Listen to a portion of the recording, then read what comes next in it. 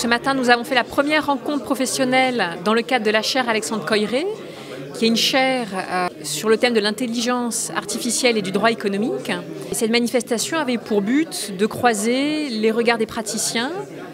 du monde judiciaire, avocats, magistrats, professeurs de droit,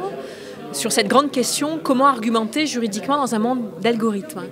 Et le premier titulaire de cette chaire est le professeur Grégory Lefkowitz, et donc c'est lui qui a animé les débats. Alors, mes travaux portent sur en gros, je dirais, sur le tournant numérique en droit. Ça va au-delà de l'intelligence artificielle qui ne concerne quand même que des secteurs tout à fait particuliers. Qu'est-ce que ça va impliquer ou qu'est-ce que ça va apporter aux justiciables et spécialement aux directions juridiques des entreprises, parce que c'est là que les questions se posent aujourd'hui, et au département compliance,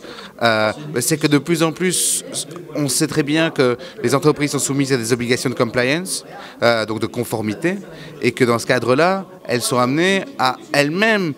jouer un rôle d'automatisation du contrôle du respect des procédures au sein des entreprises, et donc une réflexion autour de comment automatiser le contrôle des comportements dans l'entreprise pour respecter les obligations matières bancaires, financières, fiscales, etc.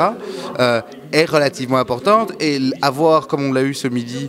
des professionnels du droit, qui soient des avocats, qui travaillent dans le domaine de la justice, je pense que c'est important pour qu'on s'assure tout de même que la manière dont cette transition vers un droit plus automatique, vers un droit plus algorithmique, se fasse dans de bonnes conditions. Que ce soit les bâtonniers ou les juges des cours supérieures qui ont généralement un certain âge,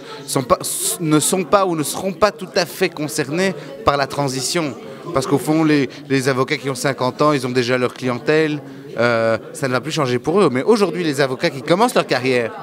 eh bien, la question de la notation, la question de la présence en ligne, la question de comment est-ce qu'on va me choisir par rapport à d'autres, etc., est une question qui se pose vraiment. Et la question de savoir